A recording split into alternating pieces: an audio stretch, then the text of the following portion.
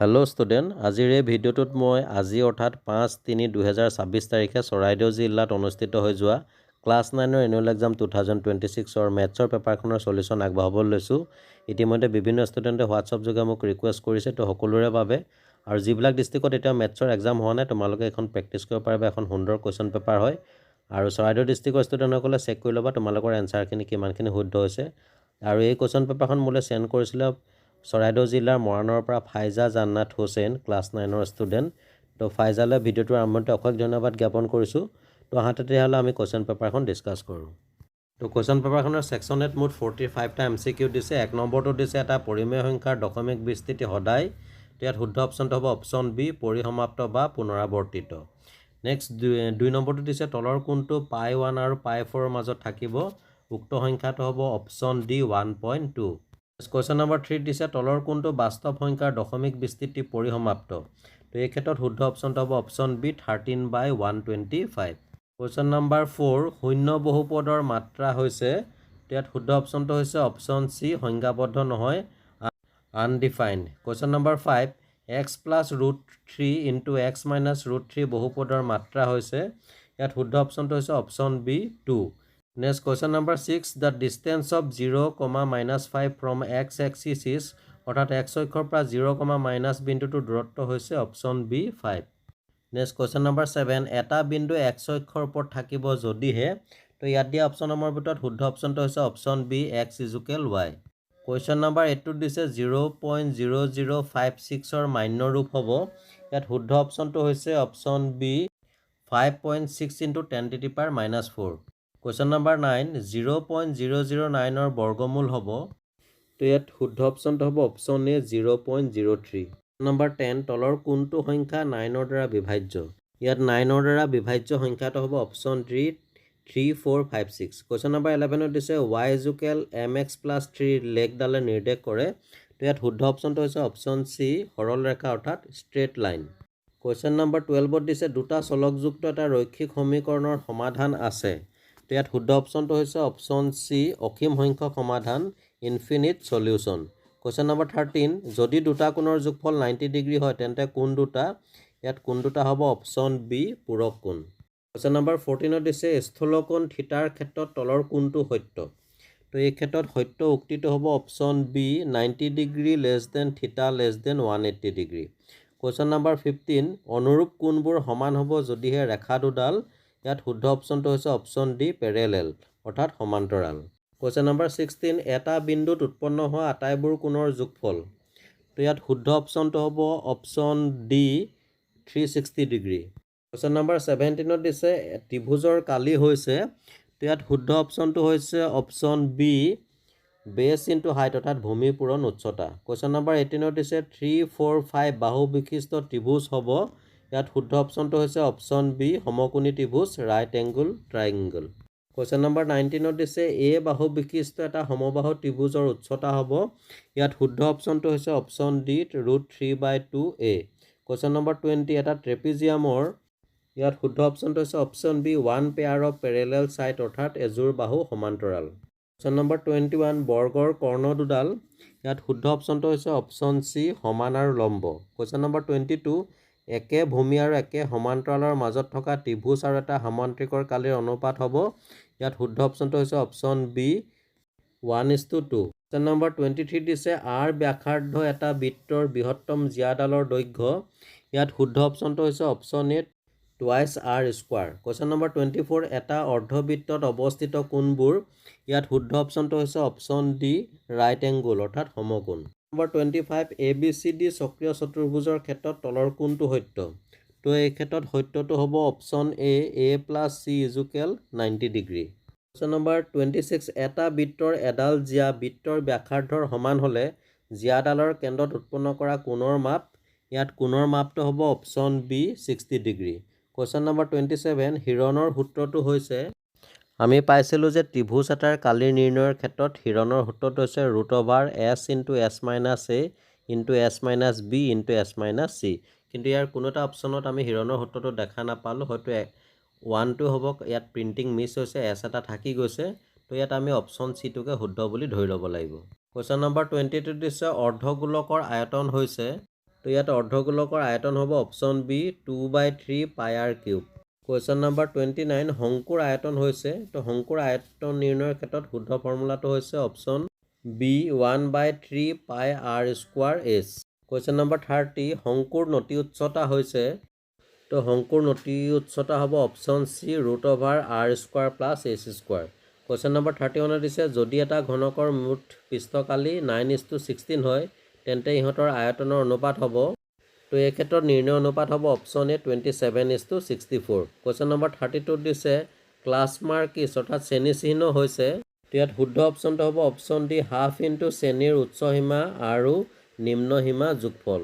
Question number 33 দিছে যদি বৰষুণ দিয়া আৰু নিদিয়া অনুপাত 4:1 তেন্তে বৰষুণ দিয়াৰ সম্ভাৱিতা হ'ব, ইয়াত নিৰ্ণয় অনুপাতটো হ'ব অপশ্যন চি 4/5। কুৱেশ্যন নম্বৰ 34 দিছে এটা লুডু গুটি 6 পোৱা সম্ভাৱিতা হ'ল অপশ্যন বি 1/6। কুৱেশ্যন নম্বৰ 35 এটা নিশ্চিত ঘটনাৰ সম্ভাৱিতা হ'ল, ইয়াত শুদ্ধ অপশ্যনটো হ'ব অপশ্যন ডি 1। কুৱেশ্যন নম্বৰ 36 এটা এছাৰচন আৰু ৰিজনিঙৰ কুৱেশ্যন দিছে। এছাৰচন দিছে পাই এটা পৰিমেয় সংখ্যা, এইটো অসত্য কাৰণ পাই এটা অপৰিমেয় সংখ্যা হয়, আৰু ৰিজনটো দিছে পাইৰ দশমিক বিস্তৃতি অবিৰত আৰু অপুনৰাৱৰ্তিত।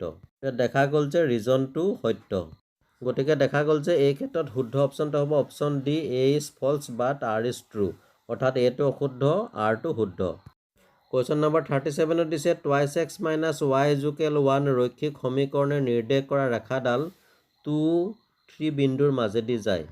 এই এছাৰচনটো শুদ্ধ হয়, আৰু ইয়াৰ যিটো ৰিজনটো দিছে ৰেখাডালৰ ওপৰত থকা প্ৰতিটো বিন্দু twice x minus Y equal 1 সমীকৰণৰ সমাধান নহয়, এই ৰিজনটো কিন্তু অশুদ্ধ হয়। গতিকে দেখা গ'ল যে ইয়াত শুদ্ধ অপশ্যনটো হ'ব option C A is true but R is false, অৰ্থাৎ এইটো শুদ্ধ আৰটো অশুদ্ধ। কুৱেশ্যন নম্বৰ 38 এটা চতুৰ্ভুজ সামান্তৰিক হ'ব যদিহে এযোৰ বিপৰীত বাহু সমান আৰু সমান্তৰাল হয়। এছাৰচনটো শুদ্ধ হয়, আৰু ইয়াৰ যিটো ৰিজনটো দিছে সামান্তৰিকৰ বিপৰীত বাহুবোৰ সমান আৰু সমান্তৰাল, এই ৰিজনটো সত্য হয়, আৰু ই এছাৰচনৰ শুদ্ধ ব্যাখ্যা আগবঢ়াইছে। গতিকে শুদ্ধ অপশ্যনটো হ'ব অপশ্যন এ আৰু আৰ দুয়োটাই শুদ্ধ, কিন্তু আৰ এৰ শুদ্ধ ব্যাখ্যা হয়।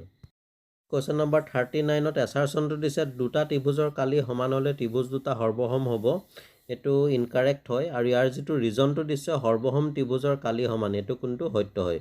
গতিকে দেখা গ'ল যে এই ক্ষেত্ৰত শুদ্ধ অপশ্যনটো হ'ব অপশ্যন ডি এটো শুদ্ধ আৰ অশুদ্ধ। কুৱেশ্যন নম্বৰ 40 এছাৰচনটো দিছে সামান্তৰিকৰ বিপৰীত কোণবোৰ সমান। এই এছাৰচনটো ট্ৰু হয়, আৰু ৰিজনটো দিছে সামান্তৰিকৰ সন্নিহিত কোণৰ যোগফল 180 ডিগ্ৰী। ৰিজনটো সত্য হয়, কিন্তু ইয়াৰ এছাৰচনৰ লগত লিংক নাই, গতিকে শুদ্ধ অপশ্যনটো হ'ব অপশ্যন বি এ আৰু আৰ দুয়োটাই শুদ্ধ, কিন্তু আৰ এৰ শুদ্ধ ব্যাখ্যা নহয়। এই কুৱেশ্যন পেপাৰখনত এটা মিষ্টেক হৈ আছে, এ আৰু বি দুয়োটাই শুদ্ধ দি থোৱা থাকে, আৰু আৰ এৰ শুদ্ধ ব্যাখ্যা নহয়, দুয়োটাতে দিয়া হৈছিলে। মোৰ বোধেৰে অপশ্যন এটো শুদ্ধ ব্যাখ্যা হয়, আৰু অপশ্যন বিটো শুদ্ধ ব্যাখ্যা নহয়, এইটো হ'ব লাগিছিলে। কুৱেশ্যন নম্বৰ 41 দিছে এ বি চি ডি এটা চক্ৰীয় চতুৰ্ভুজ য'ত এ চি আৰু বি ডি ইয়াৰ কৰ্ণ, যদিহে angle D B C equal 55 degree আৰু angle B A C equal 45 degree তেন্তে এংগুল বি চি ডিৰ মান, তো ইয়াত এংগুল বি চি ডিৰ মান হ'ব option D 80 degree. Question number 42 যদি পি কিউ সমান্তৰাল S T angle P Q R equal 110 degree আৰু angle R S T equal 130 degree তেন্তে এংগুল কিউ আৰ এছৰ মান হ'ব। এই সমস্যাটোৰ সমাধান কৰিবলৈ যদি যাওঁ তেতিয়াহ'লে এংগুল কিউ আৰ এছৰ মান পাম আমি 120 ডিগ্ৰী, কিন্তু ইয়াৰ কোনো এটা অপশ্যনত আমি দেখা পোৱা নাই, গতিকে ইয়াত আচলতে 120 ডিগ্ৰী হ'ব লাগিছিলে, হয়তো কুৱেশ্যন পেপাৰখনত কিবা এটা প্ৰিণ্টিং মিছ হৈ আছে। নেক্সট কুৱেশ্যন নম্বৰ 43 এটা চিত্ৰ দিছে, আৰু চিত্ৰত দিছে angle X equal 62 degree, angle X Y Z equal 54 degree, Y O' আৰু জেড অ' ক্ৰমে এংগুল এক্স ৱাই জেড আৰু এংগুল এক্স ৱাই জেডৰ সমদ্বিখণ্ডক, তেন্তে এংগুল ৱাই অ' জেডৰ মান হ'ব। তো ইয়াত শুদ্ধ অপশ্যনটো হ'ব অপশ্যন বি 121 ডিগ্ৰী।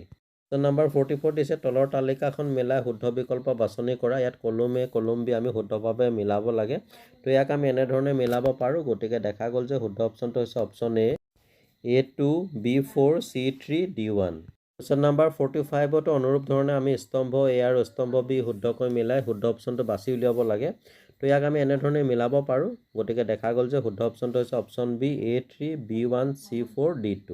তো ডিয়াৰ ষ্টুডেণ্ট MCQ খিনি খুব লৰালৰিকৈ মই সমাধান কৰিছোঁ, এটা দুটা ভুল হ'বও পাৰে, তোমালোকে যদি তেনেকুৱা দেখা পোৱা কমেণ্ট ছেকশ্যনত জনাই দিবা, সকলোৰে সুবিধা হ'ব।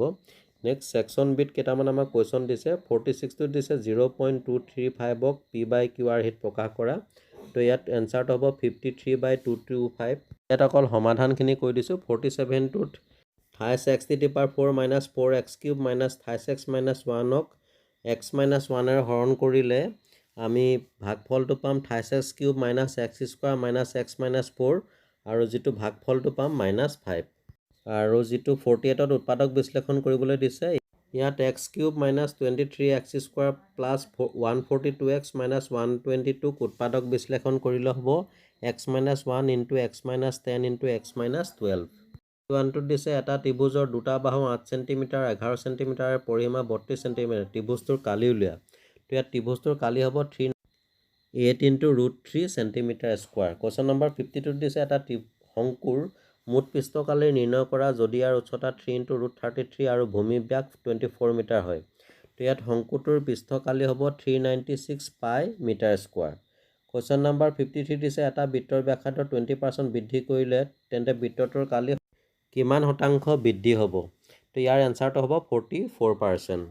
নেক্সট 54ত আমাক প্ৰমাণ কৰিবলৈ দিছে এইটো নিশ্চয় তোমালোকে পাৰিছা তো ইয়াৰ পিছত যিটো 55ত দেখুৱাবলৈ দিছে এইটো নিশ্চয় কৰিছা 55 আৰু 56 দুইটা আমি প্ৰমাণ কৰি দেখুৱাব লাগে তো এইখিনি নিশ্চয় এটা সুন্দৰ প্ৰশ্ন হয় বেলেগ ডিষ্ট্ৰিক্টৰ ষ্টুডেণ্টসকলে প্ৰেক্টিছ কৰিব পাৰিবা।